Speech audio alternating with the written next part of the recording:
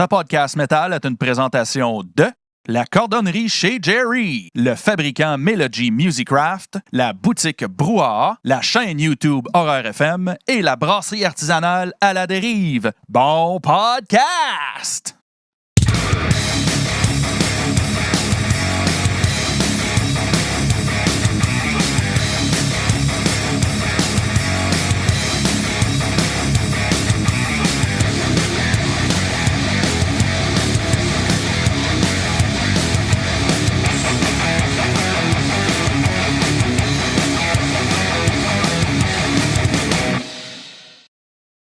Hey, welcome everybody to the Metal Minded Podcast. Tonight, obviously, if you didn't notice, we're speaking in English. What? We have to speak in English? For all those French Québécois that are too drunk already that didn't notice that we're speaking English. On parle en anglais à soir, tabarnak. Okay, here we go. When most Canadians think of British Columbia, they'll think about, I don't know what, the Rockies, Pacific Ocean, the overpriced housing, us Quebecers were cheap as fuck, so like for us, your house are just way too fucking expensive. But for myself, when I think of British Columbia, I think of a crusty, low-tuned death metal band called Alter Dead. And tonight we have Mick and Cody, eventually, with us to talk about the band, their music, and much, much more. Hey, Mick, welcome to the podcast. It's nice having you. Me. Yeah, Thanks for having me. Yeah, it's a pleasure. I was blown away by your music when I discovered it at the beginning of was it when it came out? I think was it January? February. January. 2020. Yeah. Very and cool. I love how he comes on and he has that Soil of Ignorance shirt on. Yeah. He's just representing the Quebec scene right there. That's awesome. Yeah, I like that. I like that a lot. Man, yeah, sick band, sick people. Good stuff. I'm skipping some steps already. Yep. It's switching the language there. It fucked you up. Yeah. First thing first, like we always do. What are you drinking? Well, actually, tonight I have a bunch of good choices, but I'm going to start it off with the Cinquième Baron, Sous le soleil de Maui. So it's Gauze à la goyave et fruits de la passion. Oh, it should be a pretty interesting beer. Probably a better beer to drink while it's really sunny and warm out, but it's really sunny and warm in my heart, so I'm good. Wow, that was a cheesy line to say, right? That was next level. Fromager, like we say in French. Exactly. So, what are you drinking, Mick? Well, I'm drinking last night's poor choices. I've got some leftover Nude classy lime.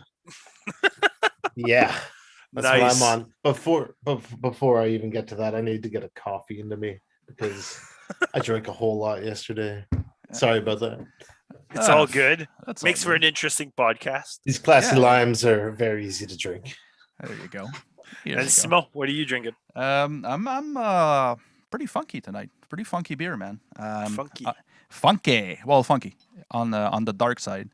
Huitième Péché, Tripel Sauvignon. Mick, I don't know if you know that microbrewery from if it's from Saint-Roch in Quebec.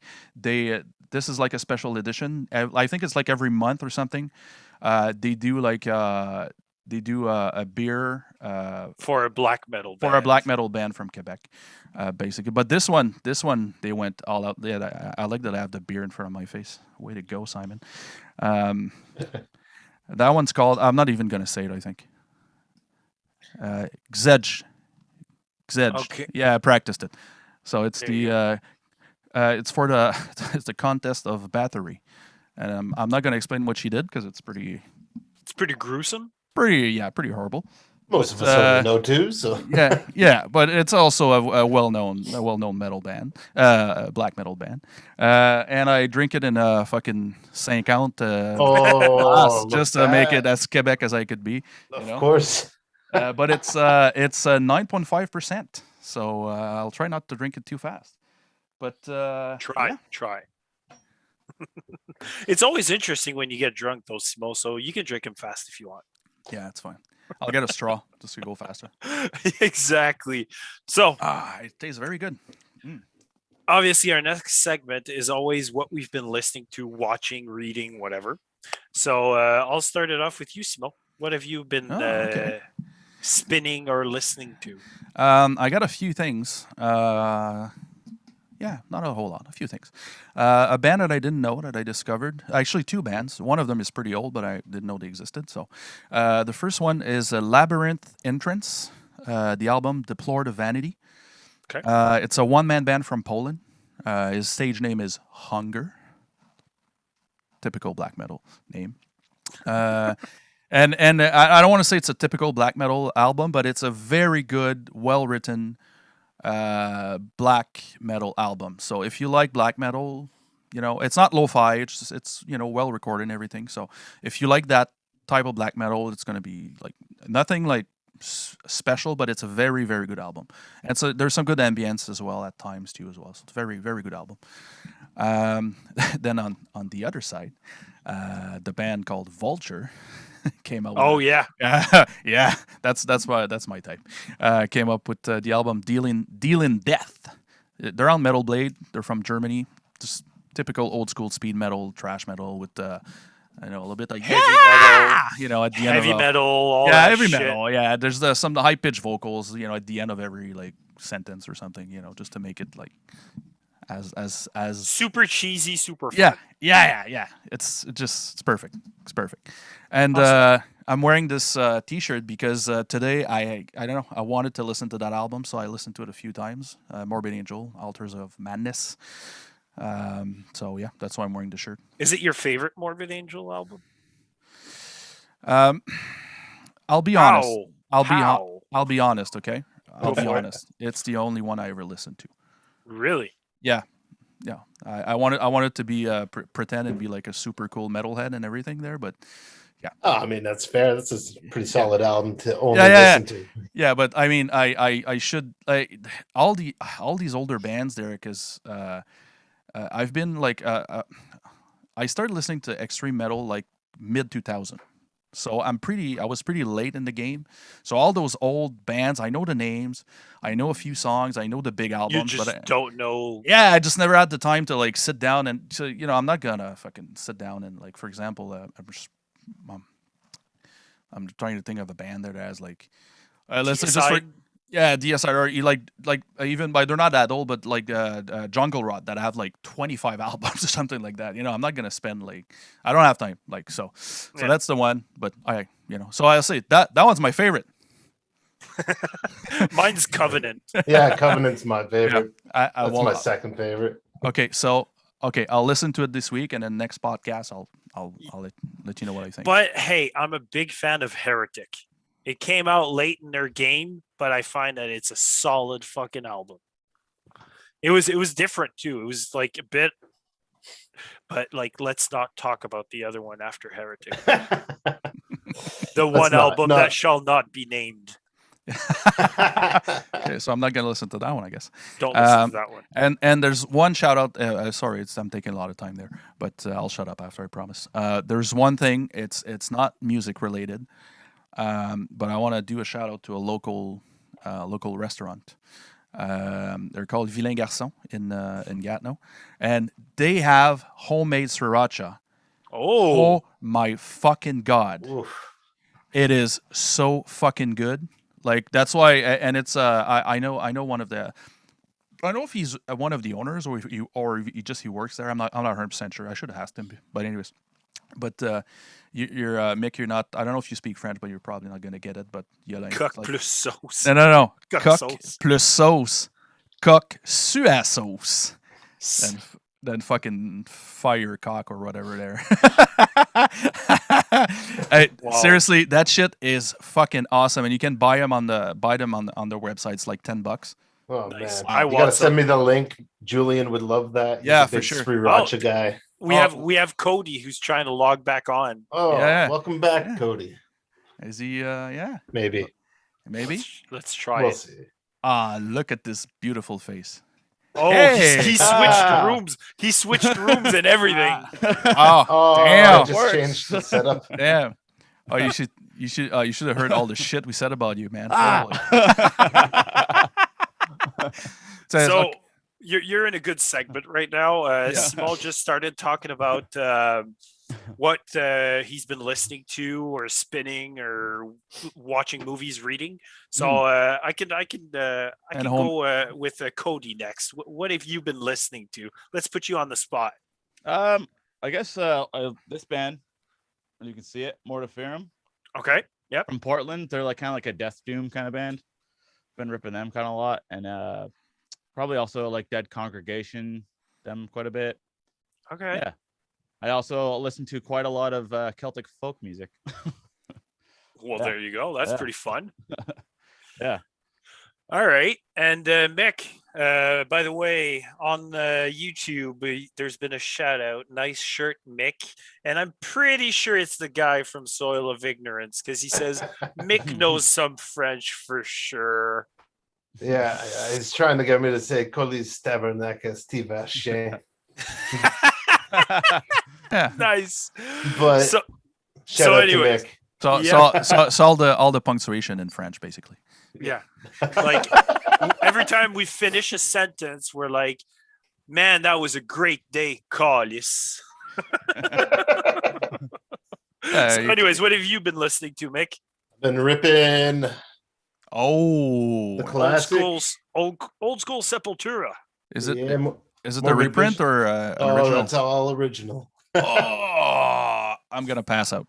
Yeah. I'll show you. It's pretty nice. I've been listening to just like older stuff, right? Just classics.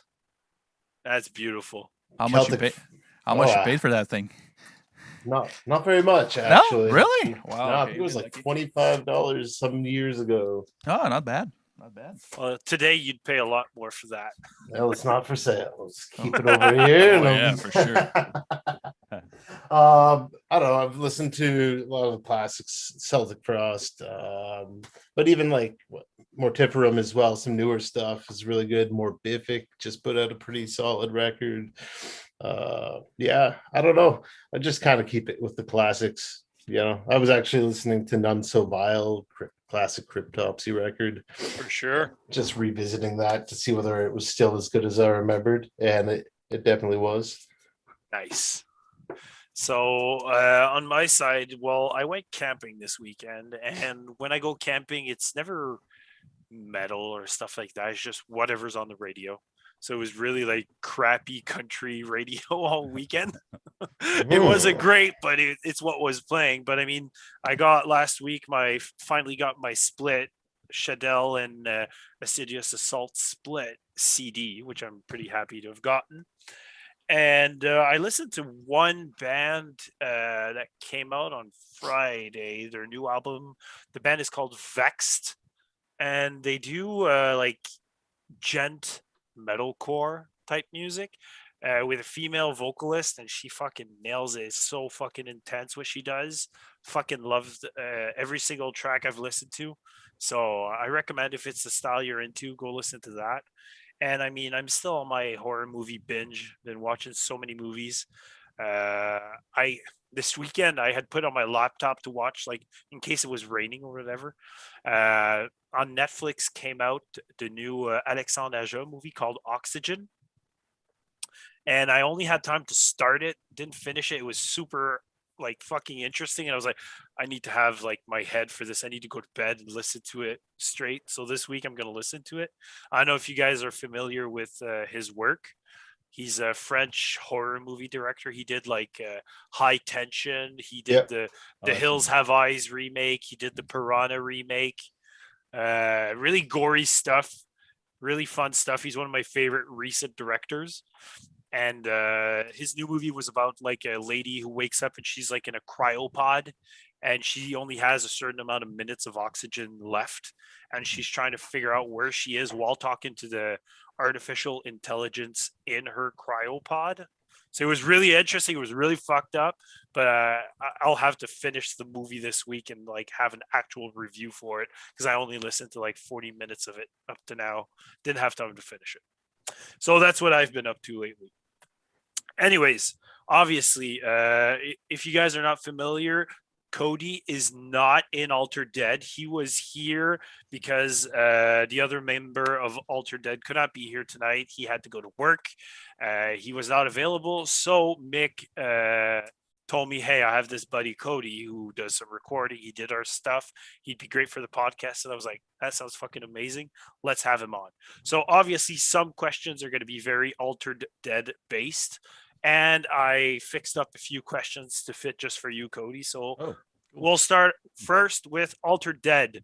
Obviously, what is Altered Dead? When did you guys start? What is the project? Tell us about the band. The band is Julian and I just making some classic death metal the way we want to hear it. Yep. We started about 10 years ago, and we were just listening to a lot of different stuff like Death Breath and what else at the time?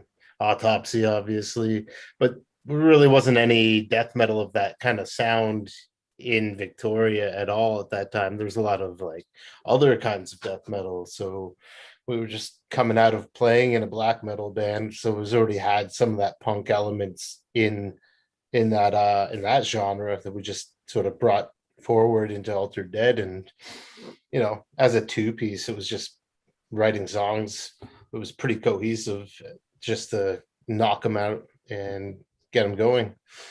Okay. And just sort of worked on just the sound overall, just how we wanted it to be. Just whatever death metal you guys wanted to hear and listen to, you just wanted to fucking throw it on to everybody, and it was as a two-piece. So it's not too many people just throwing ideas. It's like, you like that, I like that, let's do it, right? Yeah. That sounds good.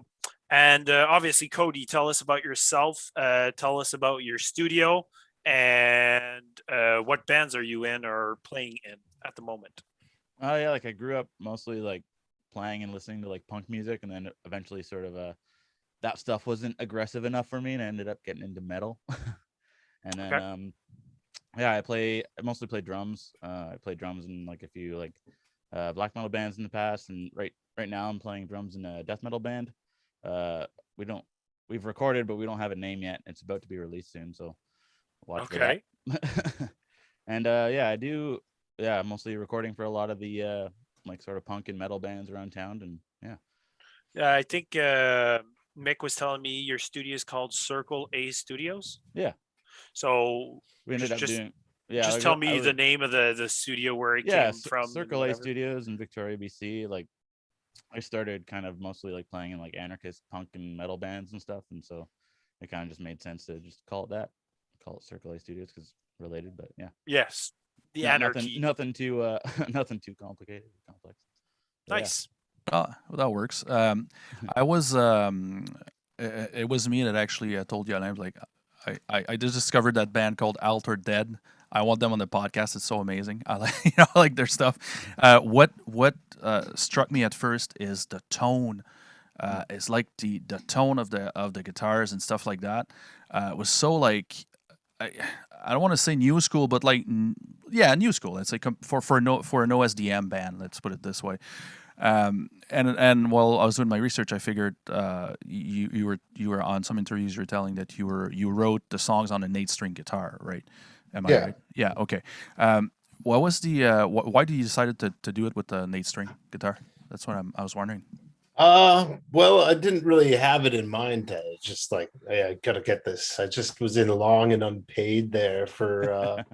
I was in there just like trying out random guitars one day, and they had these cheap lines of Ibanez guitars in there. They had a 7 and they had an 8, and I had the money just to buy it out right away. And I just sat in there. Just the 8 just felt right to me. The 7 felt very awkward and just didn't work for me. So I just shot up straight to the 8 right away, and did what I did on it. Oh, that's nice. That's what I like about the sound. I don't know if you're I don't know if you guys are you're the first band I heard that I heard that has that low like tone. Yeah, the 8-string guitar yeah. in death metal, like Yeah. OSDM 8-string Yeah. guitar, doesn't happen very often. Yeah, that's what I liked, because usually you'll hear that in like metalcore or deathcore, metalcore you know, and or gent gent or and- stuff like that, you know. So Yeah. it kind of gave it like a good twist to it, which I liked. And since we're talking about gear, I'm a sound engineer, so I'm a gearhead. I'm just wondering if. I'm just wondering what kind of setup you guys, did you use the same kind of setup you use for live that you use for recording, Mick? I mean, on guitar and stuff, or you guys kind of experimented some stuff there? We just use whatever amp I own at the time, Okay. really. Yeah. Okay. This time I had a Laney AOR 100 watt head Okay. with Marshall 412 1960B cab. And then I had a Krankenstein head that I got for like $300, and I was like, well, I got Wow. that. Let's ABY that. And I think it was a PV extra large cabinet that I had. It was a mystery cabinet. I just know it had some Celestian speakers in it. And so we just ABY'd that stuff. And, you know, I brought a bunch of, everyone's about those HM3s, but HM2s, but they say that this is the worst pedal in the world, but I really like it. Oh, you know, so I like I brought a No. bunch of distortions. I stacked them up, and I was like, "Hey, Cody, you remember that? Turn them all on. What? Yeah. Put Like, everything. We'll try it. Put everything to 11 and then make it work. Yeah, no, it Yeah. totally didn't work. Are you Mickey, are you the kind of guy that like buys and sells gear all the time, or you kind of stay with your stuff? I got like my main instruments, but yeah, I moved through several guitars, just trying to find the one. Yeah. Right now, You're actually never gonna find the one, Oh, I because know. there's always going to be that intrigue of, oh, that one looks really cool. Maybe I should try that one. Oh, for real? Yeah. Well, That's exactly it. there's a question I when I know a musician that buys and sells and, you know, likes to try new gear and stuff like that, I always ask them, is there a piece of gear that you sold that you wish you never would have, that you wish you would have kept, like some regrets? No, not really, because I kept the things that are like worth, like, to me to hold on to, and like then I just have like some pieces that I just aren't necessarily happy with at the moment. I've got like a Jackson Kelly Professional 6-string, which is pretty nice, but it's like pre-Fender, and I thought I'd be like really stoked on it, but it's gonna go soon. Yeah. That Krankenstein, it's already gone. Same question could go for Cody though. Like, since you work in that industry and you record bands and you are in bands, is there a piece of gear that you really regret selling? Not really. Mostly it's like I find I don't use an item for maybe like a year or two. I'm like, okay, well, now it's time to go.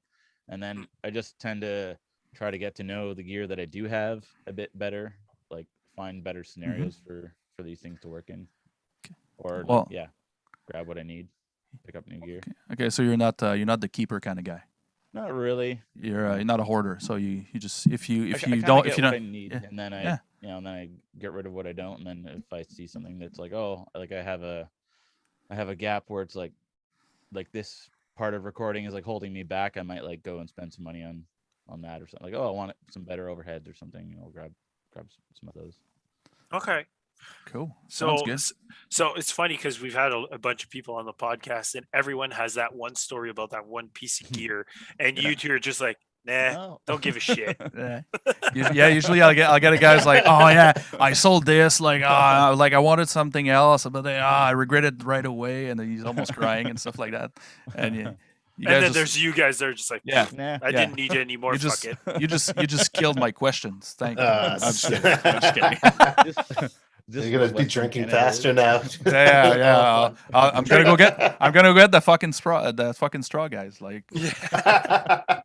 So, going back to Alter Dead, you said you and your buddy, you both started and you decided right away to be a 2-piece. You just kept the ideas going for sticking to the 2-piece project and all that. Let's talk live shows and all that. Do you get just live members, or are they always the same guys? It's just Julian and I mean, once we had Cody do a few shows with us, uh but like aside from that, like we had a bass player at one point, Bryn, but he's got a family, he's too busy, and, just it was just easier to keep it two piece as well. So I don't know, when we started playing live, it worked and it didn't really feel like we were missing anything. So we just kept going as a two piece. Okay, so live, how does it work logistically?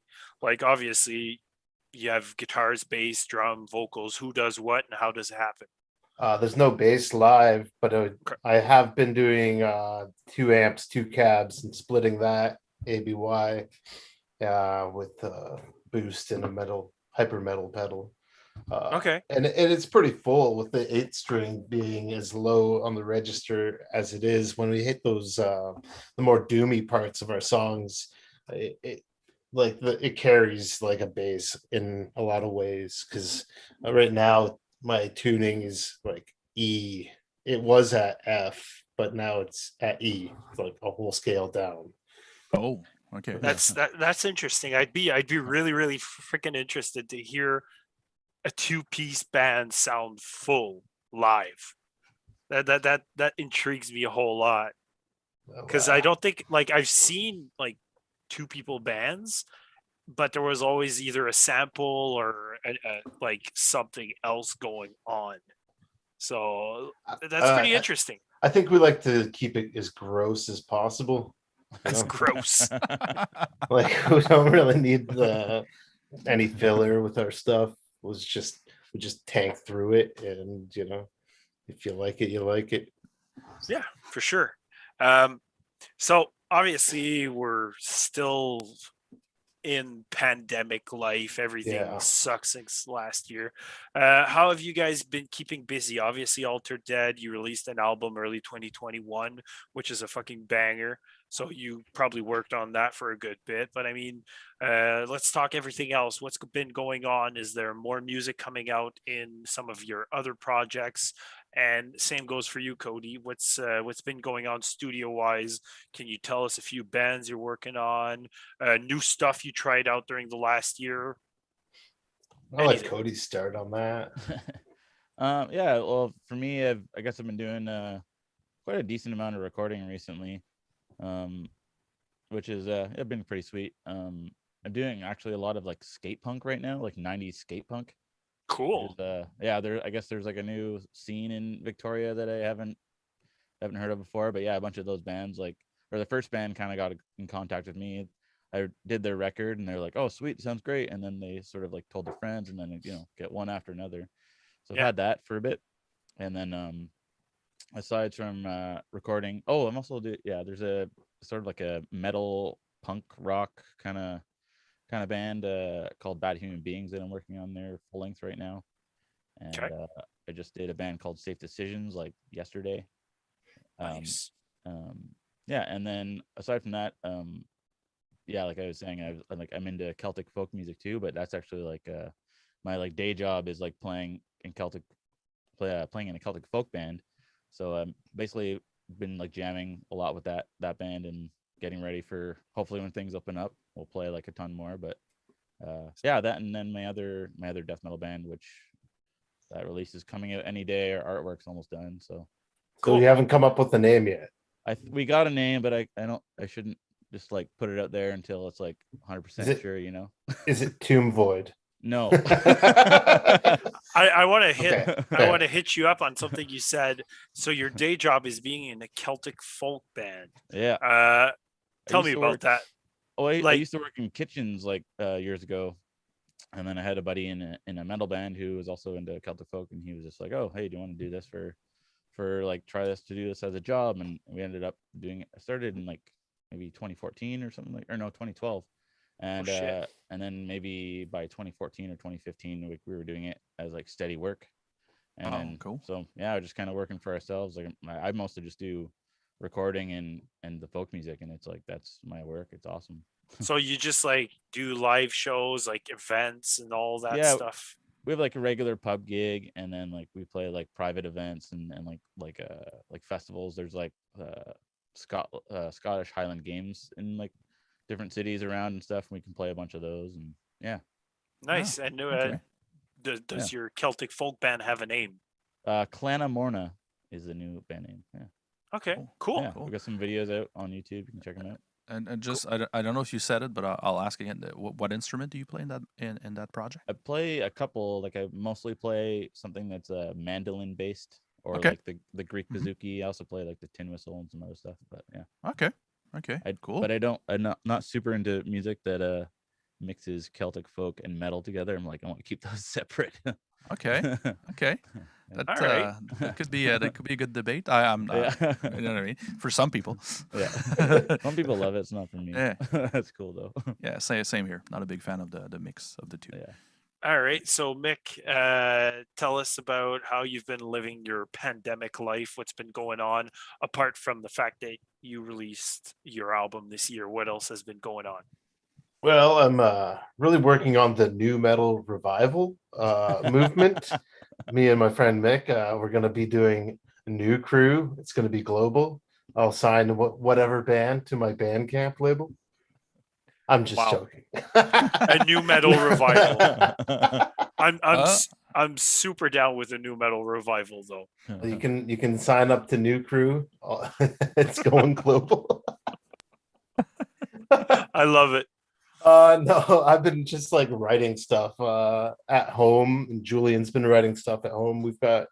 I'd say he's got about like 3 songs. I've got about 3 songs, but it's been very difficult for us to get together and rehearse. Like he's started working opposite shifts to me now, which is kind of whatever. You got to do what you got to do. But I think when we get back, whenever we have long breaks, him and I, like, it actually comes back as being better. We just, for some reason, something happens and we click, and it's just really tight.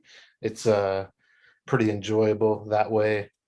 So, when you take a break like this, forced or not forced, it just gives you time to like work on things on the side. Like, and so I demo a lot of stuff at home, just on my laptop, and a lot of that stuff doesn't even go anywhere except for my laptop. So we'll see. So your laptop is like a gold mine of just riffs and stuff. Pretty much, yeah. It's just, Yeah. But then again, you do a riff, and 4 or 5 years later, you listen back to it, and like, actually, I could put that in that song that I'm writing. You know what I mean? Like, yeah, or if you get writer's block or something, Yeah. there's something there, and like it's super Yeah. useful. Like today, it's so much easier to do this type of stuff and have these ideas. Whereas before, back in like the earlier days, you're just like recording on like a tape deck with like your distortion pedal going directly in, and it just sounds like shit. Yep. We have a question on YouTube right now. It's from Felix Valliere. He says, on the album cover, an alien life seems to take over the Earth, or is it something else? It's something else. Like from optics, it's just the world like rejecting itself and going back to the universe and sort of returning from where it came. So it's just like purging everything from this Earth-like planet and returning to the stars. That is fucking awesome. Yeah. Now I'm gonna look at that and I'm gonna be like, damn, that's even better than it was. Yeah, like when I told Matt about this, and like whenever he's done our artwork from day one, whenever I've talked to him about these types of concepts, he's just like, he does it, and it's like as good or better than what I would imagine it being. So very pleased about that. I working with an artist too, and you just have like this idea rolling around in your head for as long as it has, and then having come to fruition is super You have rewarding. someone like understand exactly what you wanted. Yeah, That's super pretty fun. rewarding. And Mick from Soul of Ignorance is saying, new crew, come on, Bandcamp releases only. Oh, that's right. We'll sign your label to band. I mean, we'll sign your band to Bandcamp only. No physical releases. No physical releases. Yeah. No albums, just singles. Just singles. That's all people want. And the only thing the bands can have beside the Bandcamp is MySpace. MySpace. I mean, I'd have to agree, but I don't know. There could be rivals on there. We don't like rivals. We need a family. No, every single band on your label has the same Facebook account. They all have to share it. Well, I like this, man. You guys can be my backup for this. We supported by Metal Minded. Yeah, I love it. Yeah, we can be the French crew, man. Like, oh hell yeah, the French new crew. The French new crew. God, it's already starting. So obviously, I also wanted to talk about you guys are signed to Memento Mori right now. Yeah. Am I correct? Yeah. Yeah. How did that happen, and how has it been going with the label? Well, that happened pretty randomly. I mean, we didn't put it out there that we had a record ready to start recording. So what had happened was Raul from Memento Mori had just contacted us through Facebook and basically said, hey, you guys ready for a new album? I really liked your first album. Want to talk to your first label, Cavernous, and see whether, it's a move you guys want to make. And like, I had heard of Memento Mori, and as I did like more digging, it's kind of like important to us. Like, we don't want to be on like a label that's got too much sketchy shit on it. Like, obviously, like if you're like supporting some stuff that goes against what we deem to be acceptable, appropriate, and appropriate, we're not going to fuck with you, right? So they have good bands. He's worked really hard to like put us out there, and that was like more of a surprise than anything. Like, he reached out, said want to do some CDs, and we were like, okay, we want vinyls because that's what we're about. We want vinyls. So he got fucking Kill Records. Everyone wants vinyls now. Yeah, it's just like, when that's your preferred method of listening, that's what you like, right? So he worked pretty hard. Like, he got us in contact with fucking Kill Records, and they put out a really solid release. Like, is this it? Yeah. I like when someone has everything on hand. Yeah. And like the paper that he used on this, it's just like, you can't obviously feel it, but it's just puts the artwork dead center, and it's just really cool. They did like these salmon pink colors. Oh shit. Ooh. Damn. Super rare. That's sexy. Very beautiful stuff. You should feel my nipples right now. Damn.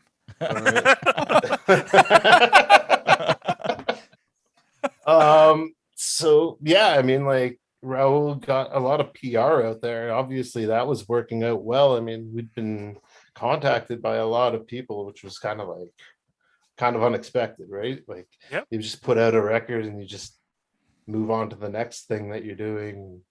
This one was just like, hey, getting contacted by various people. I think like the most bizarre thing was getting contacted by Metal Hammer Poland for a printed interview, which was just like super bizarre. That's very, very awesome. Yeah, it was so the word of the day here is support Memento Mori. They're cool dudes. Yeah. And they put out insanely good bands. Like, yeah, I've been listening to a good few bands on their label. They're, when I was telling you earlier there that I have a bunch of labels that I like to follow and I like to check out what comes out, whatever. And you start to get to know labels and what they're about. And they're part of that nice list of labels that I like to support and follow. Yeah. So other than that, what's been the general response about this album? Like, have you gotten like crazy deals? Like you just said, like Metal Hammer, that must have been fucking insane. But I mean, other than that, what's been the general response around the world, and what surprised you about this release that you guys just put out?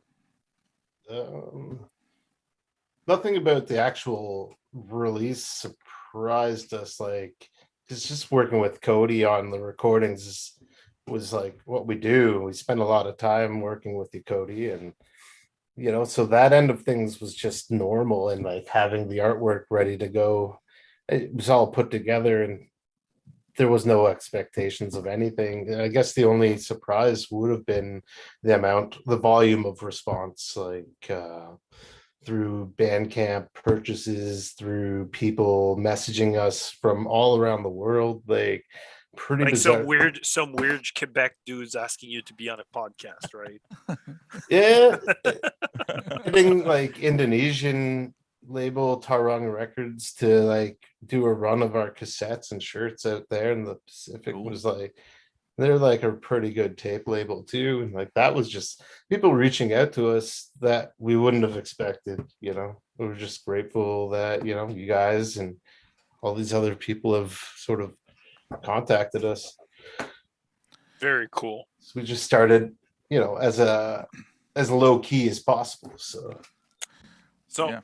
I have this one question that Cody, you can answer also, because it fits both the recording process and the band. You guys are a two-piece, obviously, and what artist would you like to feature on your album? Who would you like to collaborate with? And question for you, Cody, at the same time is, what artist would you like to work with in general, no matter what specter, like to record them or be on an album with or whatever? It's a tough one. Yeah, super tough, because it could be anybody. Like you could have the singer of Korn on your album if you want, Mick. Ooh. Nick, that's great. That's perfect for you. Ooh. Jonathan Davis on Alter Dead. I'm gonna have to boo that one. I'm gonna have to boo that one real hard. Oh, okay. You're more into like Fred Durst new metal. That's it, right? Ooh. I mean, you can't fuck with Fred Durst, right? So, what artists would you guys like to work with? I mean, I'm gonna have to go. Fred Durst. Okay. I don't know. Just my friends. Like, I don't really have any like grand designs to be like, hey, I need this person here to do this with me. Like, we're more of like all about the friends. And like we've worked with Cody, like, and he's played bass with us because he's our friend. Not really into these hired gun things at the moment. I don't know whether Julian would have something else to say. I can joke all day long, like James So Hetfield. I'm gonna go with you answered Fred Durst. I'm good with that. Sick. Yeah. he did it all for the everyone, Mickey, man. even Mick from Soul of Ignorance says Fred Durst all the way. So that guy knows every single lyric to every song on the Chocolate Starfish. Oh damn. So Cody, who would you like to work with? Any artist, anything? I guess for me, like it wouldn't be so much like I guess he's a band member, but Kurt Ballou, who runs God City Studios, who's like an amazing recording engineer. Like that'd be like really sweet to just like shadow him for like a day at the studio. Check out his whole. I think like working with somebody like really eccentric would be really fun, like Devin Townsend or something like that. That would be just not even to like be on the album or to have on your album, but just to sit around and watch these people work. Yeah, see like the creative mind that's going on. Like, what the fuck is going on, guys? Even just like sit down, like between the Buried and Me recording an album, just sit down and watch them go. Like, what the fuck is going on? Yeah. So that stuff's crucial. That's something I'd like to do. Just watch other people do great work. Yeah. Simone, do you have an answer to that? Well, I have a story that kind of fits. When you said you like you'd like to see how they work, how this band or this person works and stuff like that. One time, you watched a porn star work. Yeah. Yeah. Yeah. It's hard work. For it. It's hard work. It's hard work. No pun intended. Eh, boy. All right. That 9.5. That 9.5% is starting to get at me there. I will say Harry Belafonte would be a great man to see work. Nice. If you all know who he is. Yes. So yeah, one time we a band. I used to be in a hardcore band before being in Cruel Fate. And one time there's a band from the States that was good friends of ours called Borrowed Time, hardcore band from not Buffalo. From the States. From the States, from New York State somewhere, and they needed to jam before a show or whatever. So like, yeah, you can just use our gear, use our jam spot and whatever. And I just I had the key, so I stuck around while they jam, and just seeing these guys work, like the way they practice and whatever. When they were done, I look at my guitar player and I was like, we fucking suck. We need to figure out all the jams. You see those guys? He's like, yeah, man. Like they actually work. Like they're not fucking around. I'm like, yeah, we need to do the same thing, And we started trying to get, because sometimes depending on the band, sometimes you'll some people see it more like a playful playful experience, whatever. So they just show up and like drink beer and then fuck around a bit, and they talk more than they jam. But when I saw these guys, they actually accomplish in 45 minutes. They accomplish more than we can do in a fucking month. I was like, okay, man, like we need to get our shit. That's a jam. Yeah, no, exactly. It was so fucking productive. I'm like, okay, like that's when I started thinking. I was like, okay, it's not a job, but when you jam, sometimes you need to treat it as a job.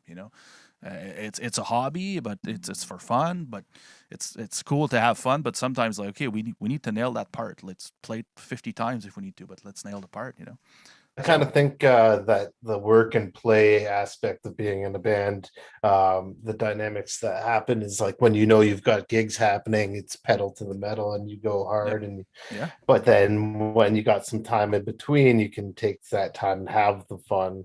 But it's important not to get like too stagnant in that fun, otherwise you start slacking. No, exactly. I usually what I do sometimes when when everybody seems to be tired of trying that same part, I'll just throw in a disco beat out of fucking I'll just I know it's coming. I'm like, and I'm trying not to laugh because I'm going to do the disco beat. So I'm coming and I just started up and like I see the guys like I play drums goddamn disco beat. I play drums in a hardcore band and. Instead of going into a breakdown, if somebody said throw in a breakdown, not the biggest fan of breakdowns. I'll either throw in like a mince duck walk or like a disco beat or something like that. And my bass player Ben's all about it. Of course, bass and drums are lined up. The other guys are like, okay, that's perfect. Every drummer needs to learn that same song that's in like all 70s porno music. That's the beat everyone needs to have now. Yeah, fuck exactly. the rest. But yeah, that was my story. Plus an extra disco beat. Plus an extra disco beat.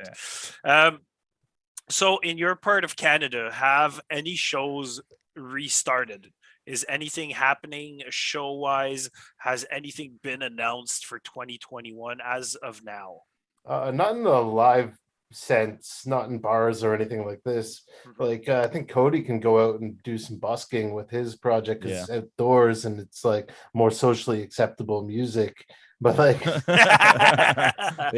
not going to see any guerrilla shows here happening where like a bunch of punks are out and thrashing around in the woods. Although it could happen. It's just not announced, I'm sure, but like as far as bars go and like house shows, things like that would happen. That's not happening.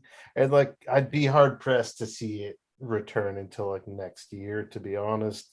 It just feels like it's not going to happen until like another year and a half, which is really fucking hard for a lot of people. You're saying it and it like pains me to hear you say it. Yeah, the truth is painful sometimes. We got some we got some big shows in Montreal announced for 2022 February.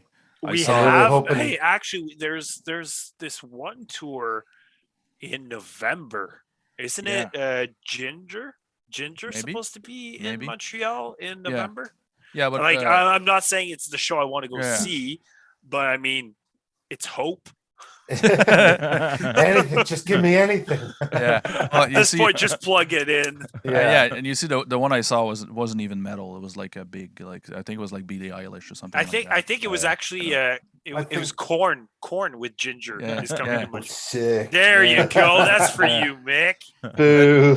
Do you imagine? Do you imagine? I don't know. I think it's a Quebec thing, but you guys can tell me if it happens on your neck of the woods too. But we have like a bunch. Like sometimes they'll do a tour of like fucking old timer, like pop singers from like the 60s or 70s that are not. They're kind of like has been kind of deal, but they kind of get like 5 or 6 together and they kind of do like a show for old people and stuff like that. In Quebec, it happens like. Once in a while, but I don't know if it happens on your end. But I'm just thinking right now. Imagine in like 15 years that there's like fucking Jonathan Davis, Fred Durst, and like Chad like Gray from yeah, Mudvayne. and the singer of Il Nino or something like that. That they do kind of like a tour. Hey, they still exist, El Nino. They have a new singer now. Pretty sure New Crew's going to be booking that tour. Yeah. So imagine just like kind of like has been like old school. Oh yeah, I mean, You have to get think like about- randomly 36 Crazy Fists on there for no reason at all. Yeah. I think I gotta say I got a little something for 36 Crazy Fist though. That's the They have some good songs. that's probably the only new metal-ish band that I would still listen to. They're from frickin' Alaska. Yeah, I know. Interesting. I don't know. It's pretty wild when you think about what's going on with this new metal movement shit. It's pretty gross that it's repeating, and I'm like, oh no, Oh no. it's not good. It's not good at all. But We have another question online. So we have Felix Valliere once again, who wants to know how is the local metal scene in your area? Let's clarify this question. Pre-COVID. I was gonna say it's non-existent. What are you talking about? What's going on? Metal scene in this area is pretty big. I mean, there's all kinds of genres of bands. Our friend Andy puts on a metal festival every year now, and it's downtown, like in the square, and it's free, and like there's like a good amount of people that come out to it. So it was sponsored by the city, and they had beer A gardens. metal show sponsored by the city? Yeah. Yeah. Holy shit, where are you living? We're moving out there, man. Yeah, I mean, it was pretty wild. I wasn't a part of it. We got asked to do it, but like we were just like, man, we'll just play the bar gig right after. That'll be fine. But You should have played that show, man. That Yeah. sounds awesome. I think like they were testing the waters and doing like less depth and like grind and more like Like thrash socially and stuff, I think. acceptable. Heavy It's- metal and and thrash, the yeah. power. Or... Yeah. So they're doing more of that stuff in hopes, and then doing the heavier stuff at the bars afterwards, which makes sense when you're just starting this out. But yeah, like there's tons of stuff going on here. And Can you Cody name a have- few bands? Yeah, I cried. What's He's actually like, current after COVID? yeah. Well, Cody's new death metal band is pretty sick. He does agree. not have a name for it. Has a name. Who else? Trying to remember what's actually still active since Yeah. COVID. That's one thing too, eh? Yeah, Once you it start to eh? forget. You do. Like Ben and Brian Adair's band. Shit. If you think about it Depends. later, just drop it. Let's Well, say, Cody, have you any bands that you can think Con of? artist. Oh, Can't yeah. believe it. The jam in my jam I space. thought you were They're thinking just, about a different band. they're just sick power violence and like really Ooh, good power shit. violence. Okay. Storm of Sedition's a band. I'm not sure whether you guys are still doing a thing, Cody, but It's like I don't know. We've been writing riffs, but we haven't been doing much other than that. Yeah. COVID days. I've listened to it. Listened to the last album, 2019, I think, like right before dinner time. Jesus fucking Christ, that's good, man. That's some good stuff. You're right in my alley there. Everything's there. I like it. Yeah. Hey, speaking of, I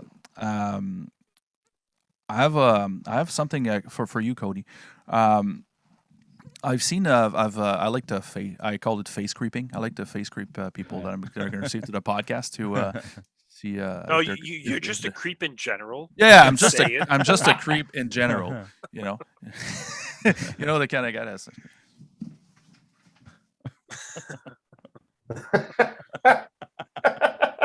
Or that meme with the black guy. There's like behind, just like on the side of the tree is like. Yeah. Anyways, yeah, that's totally me. That's me. People avoid me most of the time. But yeah, I've seen oh, yes. I'll take a sip. There you go. I think Mick got a kick out of that. Oh, yes. Oh, yes. It's good when you say it like when you have to like anyways. There's so many ways you could say it. Oh yeah, I know. Yeah, you could have a happy calice, a really frustrated calice, a punctuation calice. Yeah. When you're happy to see someone, you can say, "Hey, mon calice." But when you're when you're mad, it's like mon calice. It's just the way you say it. Anyways, I already felt the tact there. Yeah, there you go. I already felt it. It was that's the way it goes. My question's not really relevant anymore. I don't care. I'll ask it anyways. Oh, there you go. He's onto the nude stuff now. Glassy lime. There you go. There you go. I should take off my shirt, be half nude while drinking too. Might as well. I've seen on your Facebook on on your studio page. You post a lot of studios of studio do's and don'ts, like tutorials from YouTube. I saw a bunch. We'll talk about it.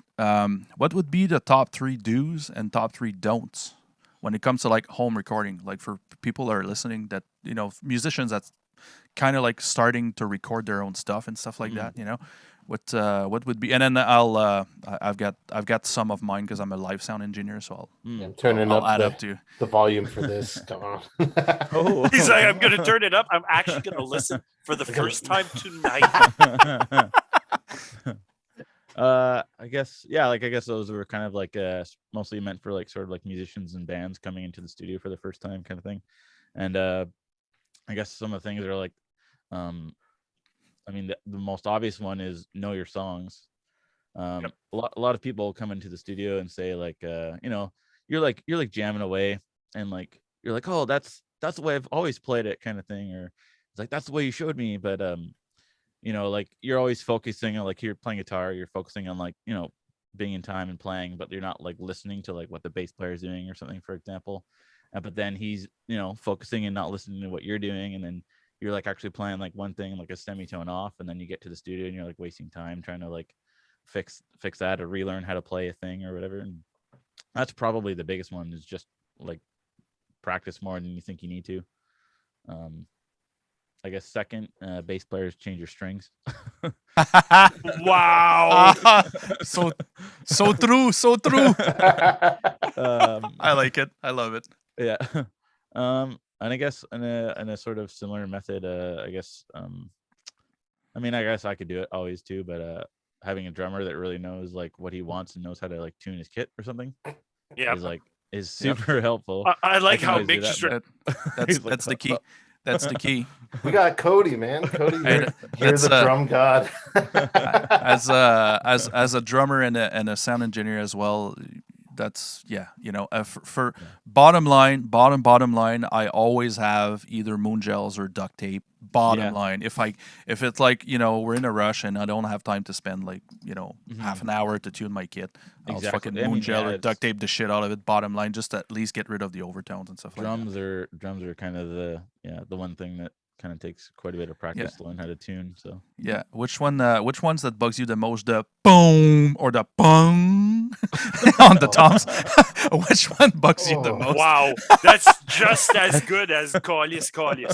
That's so drummer, right? That's so drummer. Like those talk are right just like the most painful sounds in the world. as I and man, to be honest, as a live sound engineer, like you know, when you're in the studio, you have like one drummer. Let's put it this way. But sometimes I have 6 in a night. Oh, You know what I yeah. mean? So, God damn it. Sometimes like okay, Tom 1, boom. The first problem is 6 drummers in the room at once. Yeah, exactly.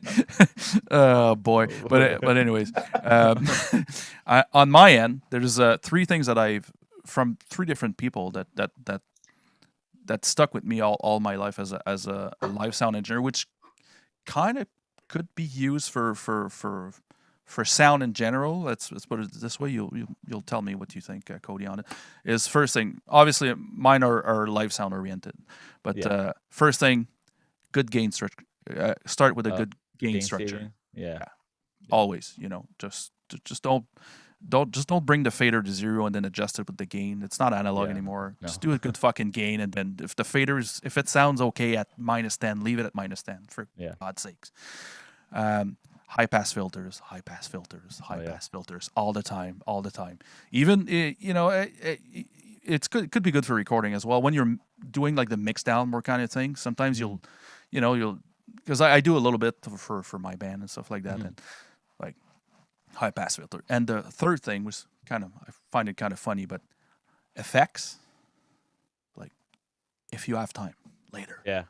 I've seen so many fucking sound guys spend like ages on effects. Fucking 45 minutes of it, and like professional guys, like headliner guys, spending like 45 minutes on tweaking fucking effects. I'm like, dude, your mix sounds like shit. Fix your mix, then add some fucking reverb after. Bottom line, just put a little haul on the vocals and leave the rest dry. It's gonna sound better than whatever the fuck you're trying to do. You know what I mean? No, I totally get that. Yeah, I feel that with the live sound too. Like when you like overdo it and you take away from that sort of dry sound, takes away from the sound of the band in general. It sort of like smooths it out a little too much. I remember playing a show in Mont-Laurier with one of my older bands, Mortor. It was one of our first shows, and the guy during the set decided to add a shit ton of reverb in my vocals.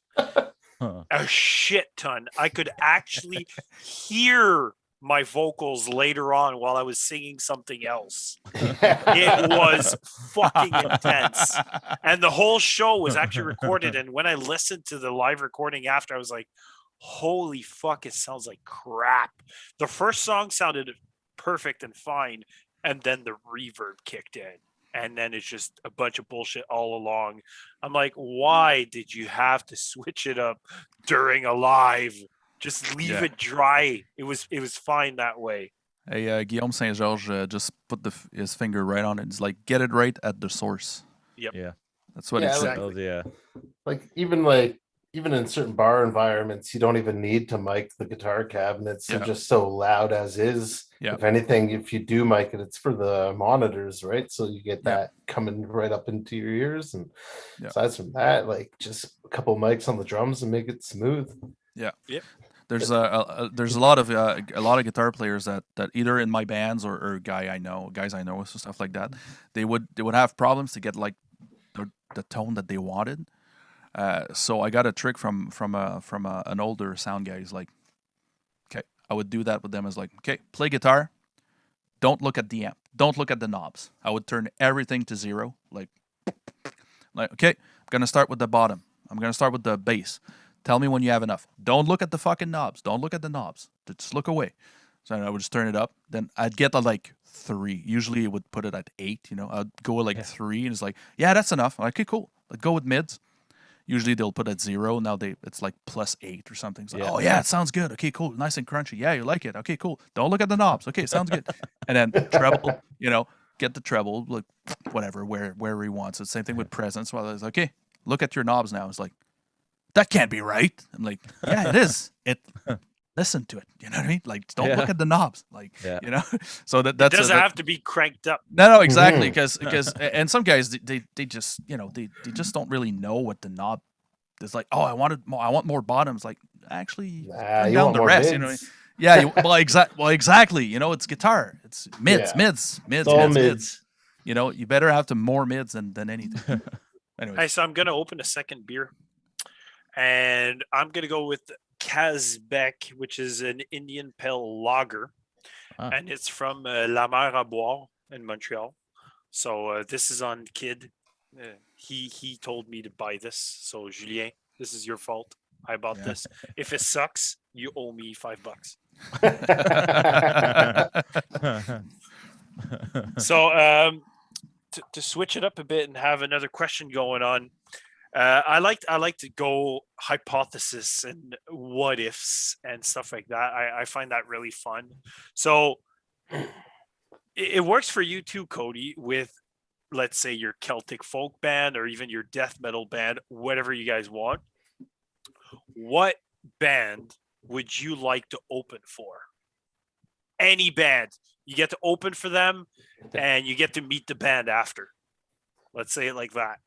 I'm gonna go with Dark Throne. Oh shit, eh? Dark Throne. Hey, did you know they have an album coming out this year? Yeah. It should be out like next July, month. I think. Or pretty soon. Yeah. Because I have it on my roster to review. Oh man, yeah. There's just every record they put out is just so different from everything else they put out. They which is started amazing. as death metal, right. and then they switched it up a whole fucking lot. No, so that's just it. I just like they don't give a fuck. They're doing what they want to do, and I back whatever they're putting out because it's usually pretty solid, even like the super bizarre stuff. But yeah, if any band that I could, if they would ever play live, that would be the band. You'd open for them. That's awesome. Yeah. So let's go with you, Cody. I guess for Celtic music, there's a band from like the 60s and 70s called Planksty, which was was really cool. There's like mandolin players in that band are just like kind of like mind-boggling a little bit, and they're one of their singers and mandolin players still like does like solo stuff, but he's like I think in his like 80s probably now. But, obviously if he was playing in his in the 60s, but he's still going strong. I think for like I guess for like death metal or something like opening for like Entombed or something would be like really cool, but like well, Entombed, rip. I mean, who wouldn't? I mean, still we won't have Entombed anymore. Obviously, LG Petrov is now gone. Right. Yeah. So rest in peace. Exactly. That was crushing news when he left. I was like, God damn, that's a big piece of death metal right there. Yeah, I was happy. I saw him at Rockfest in Montebello. There, I was pretty happy to. It was Entombed AD though. I think Entombed AD. Yeah, but still, the first Entombed AD album was pretty good. After that, it was just okay. But I mean, the classic Entombed albums. Now that's something. Yeah, well, Entomb is pretty much the same thing for death metal. I think it's almost the same thing as AC/DC. They'll just come up with an album and then they go on tour and play the old stuff and play a few new songs basically. Fuck man, I think I saw Entombed open for Iron Maiden in Halford on the Resurrection / Brave New World records. This is going way back, I guess now. Wow. It was in Toronto at the ACC, and it was just like they weren't good back then. I was so blown away. I was like, what happened? This is not the Entombed I was expecting to see that day. But I still feel like lucky to have seen them in that kind of an environment, like a giant. When are you going to see Entombed in like a massive stadium like that? Unless you're opening up for Iron Maiden and Rob Halford. I don't know if you guys have done a shit ton of shows. I know you've toured a few places and you've had fun. So I like juicy stories. I like juicy live shows or pre-shows or really fun stories. So can you guys tell me each a really fun or really shitty live story that you have had happen in your life? Was there something about a green jelly show or something? I heard that somewhere. Well, Julian went to go see Green Jelly once, and he got pretty drunk and was on stage with an Elmo hat on, and ended up bailing off the stage and cutting himself up. And he says he won't be doing that again, which is fair. Wow. We talked about that. We were on a podcast some months ago, and he brought that up. Yeah, it was that podcast. Pretty good Yeah, podcast. right. Yeah, Terminus. Those guys were pretty nice. Yeah, I'll keep it on my list there because I've listened of your podcast that you guys did with them, and it was pretty good, pretty interesting. A lot of fun. Yeah. Like this, just like a couple of people hanging out, and That's our goal, man. Love it. Yeah. One day when bands come back to town, we'll sit down with them and have beers with them and record that. Now, that's going to be fun too. We're gonna be so fucking drunk. Jesus. I remember we're gonna finish the recording. Like, what the fuck happened? I remember we opened for Incantation, and this is kind of like a funny story. I guess they had sent their rider to our friend Andy, who was putting on the gig, but it was like for a festival. It was just their guys sending the rider for a festival to our guy, and like part of the stuff was just like can't be mixed match drum kits. It was all mostly drum demands, which was pretty excessive. And then like they come and they got all this gear, like new skins, all like everything they asked for from the rider. We got it for them, set it up, and they were like, "Oh, you got that rider? Oh, we would have been happy with just anything." Obviously. And then you get that one band that you don't do that perfect thing for them, and then they're like, "What the fuck? You don't have it." But you get these nice guys that just were like, "Hey, we would have done with anything." Yeah, they were like super grateful. Yeah, fuck, good for. Can I add something to my do's and don'ts list? Yeah. Get your fucking rider straight. Jesus Christ. Yeah. So many times. Even if it's draw it on a fucking napkin, take a picture, send it. It's better than having the fucking rider from 2 years ago. Hey, even Metal Minded has a rider. Yeah, because I'm a sound guy. At first thing we did, I'm like, let's get a fucking rider. We sent to people so they know what we're all about. And we still get people that don't read the writer. Well, no one reads the writers. I think Mick read it because he was like, "Hey, my headphones weren't working good. I went and bought new headphones today." Yeah, that's true. He went and bought the headphones today for the podcast. Big respect right here. Sound guy happy. So he read the writer. He's like, "Yeah, I had to get my headphones in check for the podcast." Yeah, I was cutting in and out real bad. I was like, "Oh God, not good." I don't, last time I did a podcast, I used this mic and just different headphones, and I think the audio wasn't even that great. I had it all set up. I'm not really a live sound guy, so it sounded good. Good. Yeah. I was just like Julian had like $5 earbuds, and he came out loud and clear, and I came out and it was just like all muffled garbage. I was like, "Oh, well, should have went with the $5 earbuds." Those shitty little Apple ones are actually decent for those kind of things. Yeah, I'm always surprised when I hear them. So just to get back to the original question going on, Cody, do you have a juicy, funny live show story? Any band that you've been in? Yeah, I guess it is going pretty far back. I guess like 2006, I was on tour, and I guess I was in Cleveland, and the show promoter's like, he's like, "Oh, show up to our house or whatever before the show, and then we'll head down to the show after." And then so we head down to the show. We show up to the venue, and there's a note on the door that's like, "Show canceled, bars closed," or something. And then so the guy's like, "Oh, come on, I'll get you a show." And so we end up like basically going to all these places, and he's like, "Oh no, not here. We'll go to this other place." And then I was like, "Man, what's going on? This is super weird." And then we got to this last place. He's like, "Oh, I can set up here," and I'm pretty sure it was that place from the that meme where they're like, "Oh, this is the stage," and it's like a. Oh, the no stage Yeah. meme there. So- I'm pretty yeah. sure it was that place. So that's the stage. Yeah. And I think- Wow. Yeah, basically the guy was like taking us around to all these places, and he was just basically using us for like bar hopping. That's amazing. That was Wow. Wow, I love Wow. it. Wow. That sounds fucking great. Wow. Oh, That's Cleveland. awesome. Cleveland. Okay. Yeah. Huh.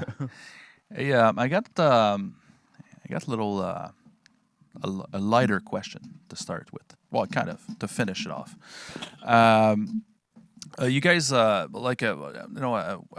the interviews I read about Altered Dead. You guys said you have a big like punk rock background. Which is kind of similar to most like early death and trash bands from the 80s, right? Sure. Okay, so my question to you, Mick and Cody, is what punk band or album you think a newcomer in the metal scene has to listen to understand the OSDM vibe of like the 80s? If you had one album or one band. Oh shit! You said lighter question. What Yeah, the I know. fuck is that? I When know. he started, I know. He started Just all one. like stoic as well. Yeah. I mean, like, I don't know. I'm a sucker for Minor Threat and like just the. Yeah, I know that's That's what I was gonna say, too. unpopular. Oh no, I'm a sucker for that because like their convictions were there at Yeah. the time. They were pissed off. The music was fast. The music was not like their predecessors for sure. Yeah. And they were just direct and to the point, and just brought the energy Yeah. of the music that you kind of need in modern like death metal. I think. Got the Nice. raw vibes. Yeah. What about you, Cody? Oh man, that's honestly what's going through my mind too. But Yeah. Well, it could be the I'll same take- thing. yeah, Because it's like that the album. If I remember the one that he's sitting like this there, it's Yeah, just on the called Minor stairs. Threat, I think, right? yeah. It's Yeah, just the the discography The or- Discog, yeah. yeah. That's fucking great album. Yeah. Just the song Minor Threat. Is it the song Minor Threat? Yeah, we're just a minor threat. Whatever. Yeah. I Mhm. think it's fucking great song. Like tons of changes. It's an in anthem, tempo right? Yeah. and like just straightforward. Yeah. Not just 3-chord punk. There's just more going on, and that's what like this kind of death metal is about too. Yeah. And thrash, like Sepultura's stuff is Yep. definitely about that too, which probably leaned heavily Yeah. into that stuff as well. Yeah. Yep. Yeah. I saw your top 5 album influences there, and we're pretty close. Yeah, Pretty man. close. Yeah. I grew up Like- in a good time period Yeah. for like these kind of bands. Yeah. I was stoked. I like that you said Kill 'Em All instead of Master of Puppets. So 'cause Yeah. for me, Kill 'Em All is man. It's just so fucking. For me, it's trashy, Ride just the fucking Lightning, though. just in your face, just all the way. Bit Ride the slow, Lightning whatever. to me for Metallica is the album. Yeah, it's good, but fucking Kill 'Em All, man. I mean, it's kind of funny. I had Kill 'Em All, and then like the earlier Metallica stuff, and then around the same time, I had found like a copy of Venom's Welcome to Hell, and I couldn't get into it at the time. I was just like, "This is garbage." Just being really, a young eh? guy and like Really, being eh? like not knowing very much, and I was like, Really, "Oh eh? man, this just sounds like lo-fi Metallica." Turn that around, and you're like, actually. Yeah. Well, yeah, but Like a lot even- of the riffs are borrowed, but like, Yeah. hey man, that's great, synonymous to the sound. It's awesome. found it interesting too that you said Schizophrenia from Sepultura instead of like a lot of people go with like Beneath the Remains or Arise or I mean, they're all bangers. They're all Well, bangers. fuck. Seriously, like I'm a huge, Sepultura. I'm a huge fan of Sepultura. Same. Just Igor. Igor is one of my top 3 drummers. Like he's one of a main influence in what I do. And fuck, there's if you ask me what album from Sepultura you think is the best, I can't even answer. I can't even Yes. answer that. I can't even answer that question. They're all fucking good until I even like Roots personally. It's the new metal birth. There you go, new crew. New crew. I know. I even like that one. That's some songs are not that great, but some of them are pretty good. But anyways, It's a little long. That's the problem. the album is too long. Yeah, you are right. You are correct. That's the album is too with long. Some bands too, they get like pressure to put out these longer records, and it kind of like wrecks the vibe of what they probably wanted. Yeah. Nowadays, you don't have that pressure. No. You do whatever the fuck you want. Singles. Yeah. Singles exactly. everywhere. Yeah, that's a new thing, eh? With the pandemic, there, people don't want to. The bands don't want to get forgotten or whatever, so they come up with like three EPs in 2 months or something or whatever. You know, singles every month. Yeah, that's it, Cody. I'm coming to see you every month. We're gonna have one single. We'll have it's gonna be new metal all the time. Oh yeah. He's gonna feature a different singer on every song. Yeah, different bass player as well. Wow. Oh man, I get the kick out of joking about that stuff. It's so good. So, anyways, guys, that's gonna be the end of the podcast for tonight. That was super fun. You guys are fucking awesome. You caught me. You caught me. I love this. I love this so much. Don't leave the chat. Don't leave the Zoom, because we like to have a few a chat afterwards, drink a bit of beer, and invite some of the people from YouTube if they're willing. They can send us a message, talk with us a little bit, just shoot the shit. And for you guys, it's fucking early still, you know. Yes. For us, it's nighttime, but you haven't even had supper. You're just gonna get drunk really fast. I mean, I'm having supper right now. What you talking about? Exactly. So that's gonna be it with Alter Dead. Obviously, next Wednesday, I'm gonna say this part in French for the people listening that obviously listen to a podcast every week. Donc, mercredi prochain, nous allons reviewer le nouvel album de Herman Frank, Kill Chain, Ice War et Anatomia. Donc, manquez pas ça. Du stock très, très, très varié la semaine prochaine. Dimanche prochain, on reçoit les petits boys de Intonate. On a reviewé leur album il y a quelques semaines. J'ai crissement hâte de leur jaser. Ils sont venus me parler après le podcast, après les reviews en plus. Ils étaient super... reconnaissant de la review, bonne, mauvaise note, ils trouvaient ça super cool. Donc, super hâte de jaser avec eux autres. Et bien sûr, merci à vous tous. N'oubliez pas d'aller liker notre page, subscribe pour avoir les avertissements quand on devient live, et allez liker Alter Dead. Donc, thank you very much, guys. Thanks for the great evening. And let's continue talking in the after party. Cheers. Cheers. Thanks for having us. Calice. Ce podcast métal vous a été présenté par la cordonnerie chez Jerry, Military Music Rap, la boutique Brouhaha, la chaîne YouTube Horreur FM et la brasserie artisanale à la dérive. À la prochaine!